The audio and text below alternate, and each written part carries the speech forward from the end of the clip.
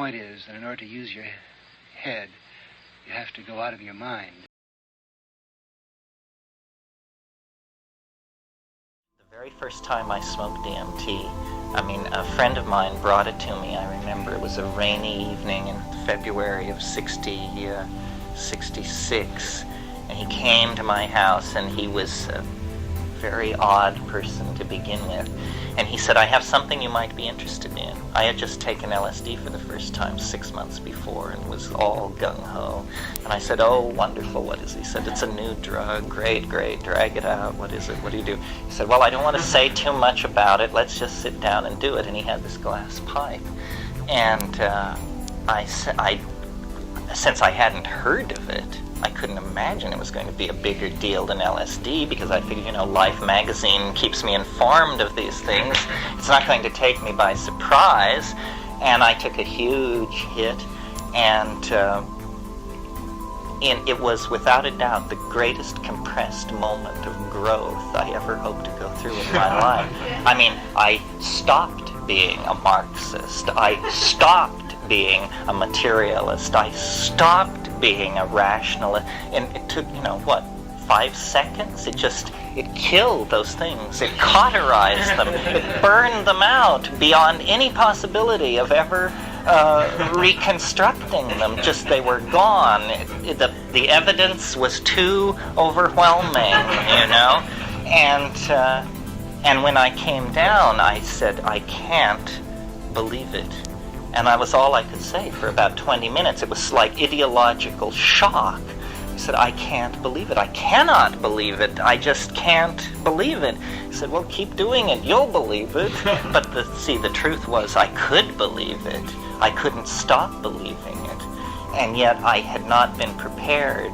I had not thought that magic ruled the world from top to bottom, side to side, atom to atom, from first to last. It had just not been in my conception to conceive of that. But that's a very violent way to contact the Logos.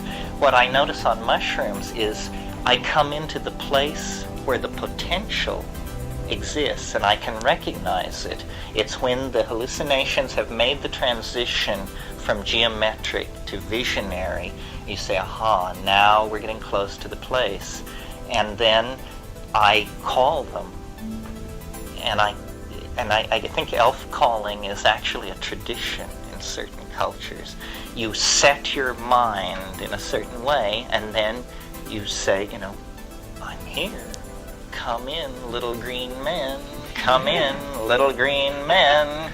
And it begins like a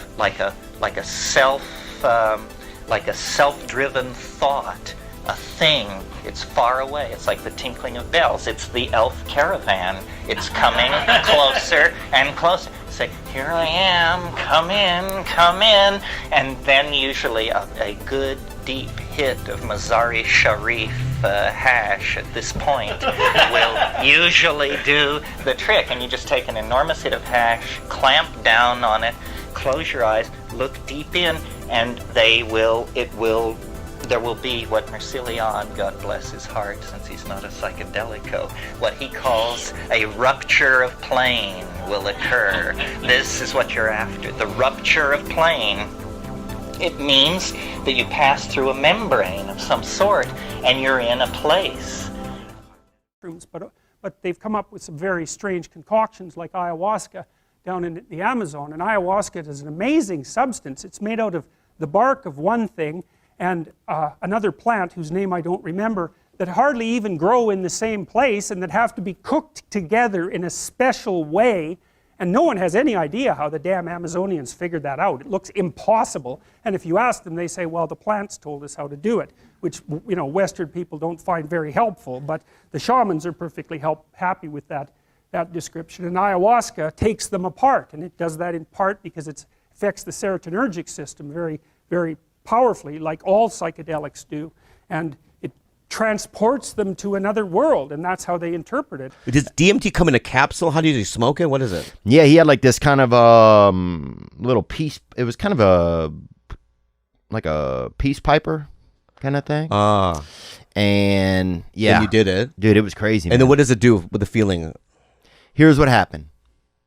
So basically, the whole way I interact with the world is through my eyes, ears. Okay? Suddenly, like, there was no difference between like me and like a sound or like a color. Like everything was all just the same thing. And a tree, I died. And then a tree grew straight out of my mouth, up straight up into the air, as high as, and it wasn't even the air anymore. It was just like this traveling, this portal into like, I don't even know. There was no maps. It was all a map. It was all a map, dude. It was all a sound. It was like, There's no fucking. What the fuck you do? There's no maps. there's no, like, all of your senses are just one thing. Like right now, I experience the world from me. I see, I touch, I have a sense of things. But suddenly I wasn't the main, I could experience everything, but as everything. Suddenly I'm no longer rooted to myself. I was just part of it all, man. Oh fuck. I was part of it all. I was a piece of sunshine, and I was a So you had a bucket of you had sand, and I was a spiritual freckle. awakening. It was mind-boggling, man. It definitely was way relaxing in a sense. Like, it took a little bit of pressure off of me. Yeah, But I want to do that thing where they do maybe in not Mexico. smoke. What's it called? Acapulco. What's it called? Ayahuasca. Ayahuasca. I want to do the Acapulco, dude. I wanted. Like, and then there's this guy named Rick Strassman down at, I think he was at the University of Texas, and he did experimentation with DMT. And DMT, dimethyltryptamine, if I remember correctly, is the active ingredient in ayahuasca, and you produce it in your brain, and it's in plants. It's like a very common chemical, but DMT is a weird hallucinogen because it has an extraordinarily short mechanism of action. It's like, and people who take it report that they're blasted out of their body, like out of a cannon, and then they go out somewhere and encounter beings of various sorts, and then 10 minutes later they're back. And virtually everyone reports that, which is really strange. And so Strassman was giving people DMT intravenously so that the trip would last longer. This was all NIH funded experimentation, all cleared with the relevant ethics boards, all conducted within the last 10 years. And he basically quit doing it because he was a pretty straight scientist. You know, he was measuring heart rate and pulse and all that sort of thing, trying to look at the physiology. And then the people he was giving these chemicals to kept coming back and telling him these crazy stories.